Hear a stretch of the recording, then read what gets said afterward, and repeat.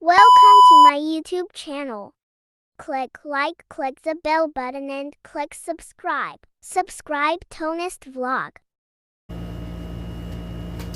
How to simplify complex fractions, okay? So we have here two sets of exercises. So let's start with number 1. The first thing na gagawin is to multiply the numerator here and the denominator 3, okay? So you use multiplication. 9 times 3 will give us 27, okay? And now for your denominator, just multiply this 4 and 1, okay? So you use multiplication pa rin, okay?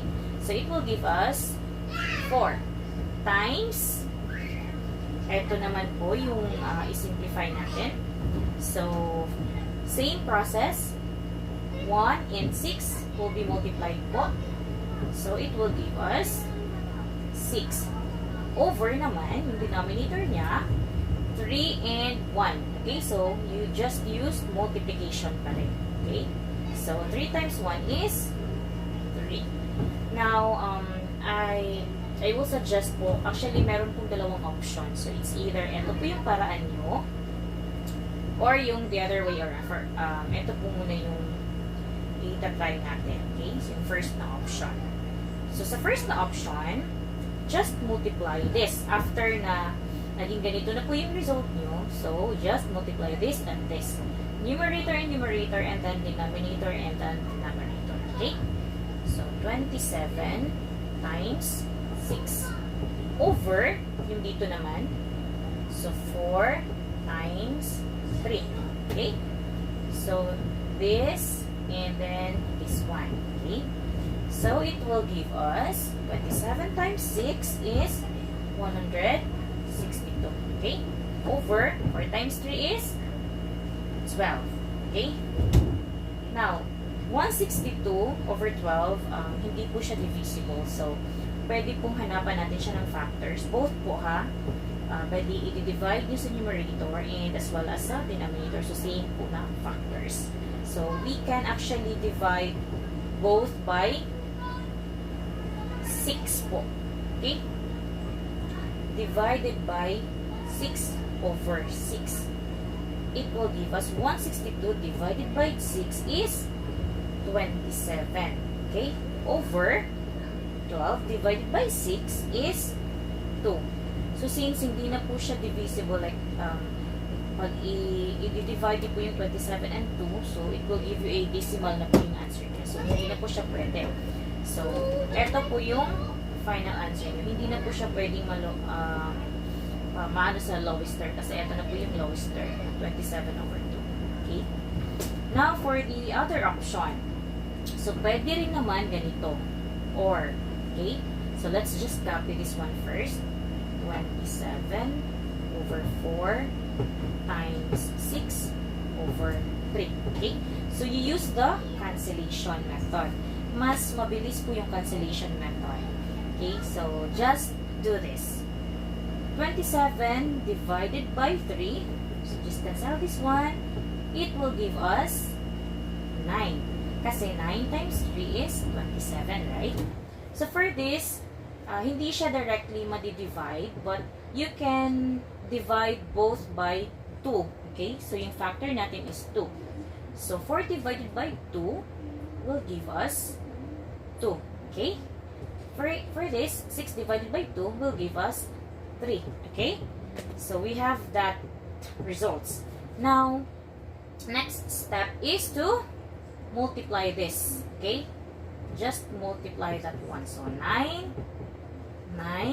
times 3 over this, yung naiwan po sa baba. Wala na po kasi siyang partner na pwede nyo i-multiply. So, 2 lang po ito. And then, 9 times 3 is 27 over this 2. So, yun. In the lowest term na po ito. So, same po. Okay? Now, for the second. For the second example, since we have here mixed fraction, so what you need to do is to simplify po muna. You change this mixed fraction into improper. Okay? Improper fraction. Now, how to change? Diba na-vlog ko na rin kung paano i-change yung mixed fraction into improper. So, just times this one, and then you may add this. Okay? Whatever the result here will be added sa numerator. So, it will give us 2 times 2 is 4, plus 1 will give us 5, right? 5. 5 over 2. Okay? Over po muna yung 3 and 2. Okay? Times or kopyahin lang, and then kopyahin lang din po yung 4 over 3 over this one naman po. So same process pa rin, just multiply this and then add whatever the result here. Okay? Because we are just changing mixed fraction into improper. So the result is 5 times 1 is 5 plus 3 is 8 over this po. Retain the denominator 5. Okay. Now, we have already same po. Same sa numerator and then same din po sa denominator. So, what you need to do is same sa process sa first po. First na example.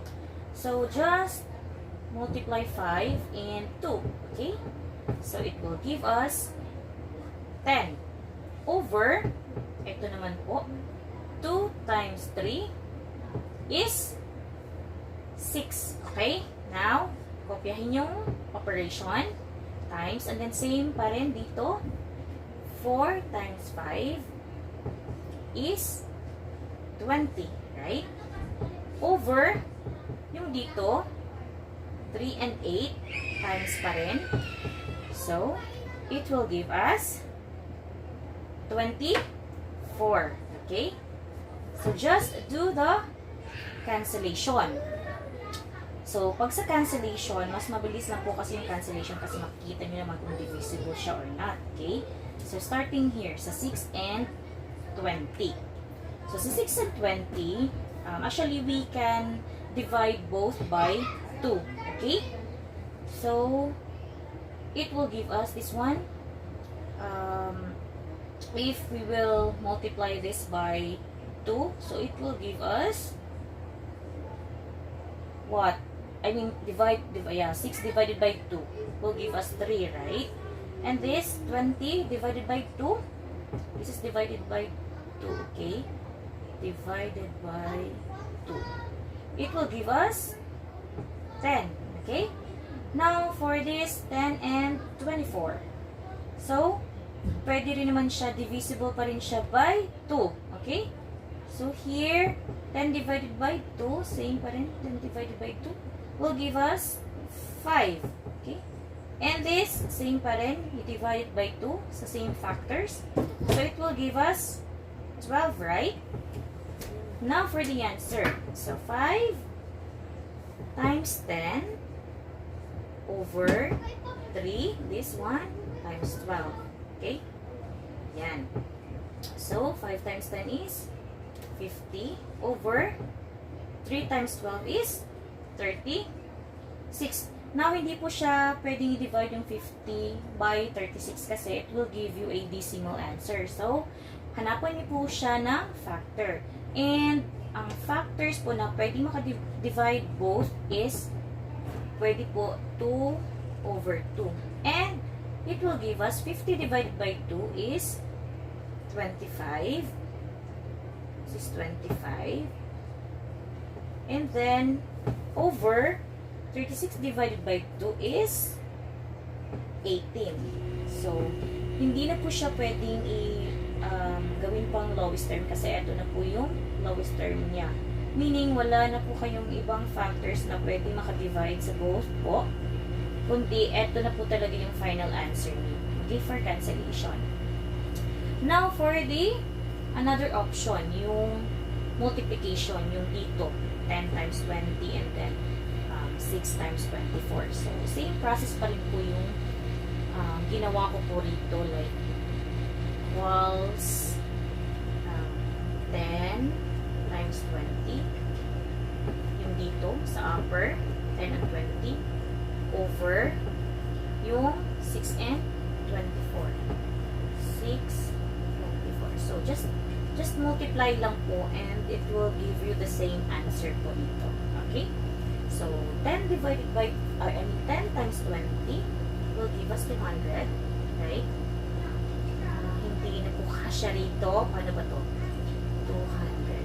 Yan, 200 over 24 times 6. Ilan yung sagot? Ano yung sagot, brother? 144, right? So, 144. 200 divided by 4, or let's just use same factors ng 4. 4 over 4. So, it will give us 200 divided by 4 is 50. Okay? Over 36. So, yun. Same naman yung process niya rito, or yung result niya, 50 over 36. So, it will give you the same result of this po, 25 over 18. Okay? So, 4 over 4 yung common factors po ng 200 over 144. So, same answer pa rin po. Subscribe Tonest Vlog.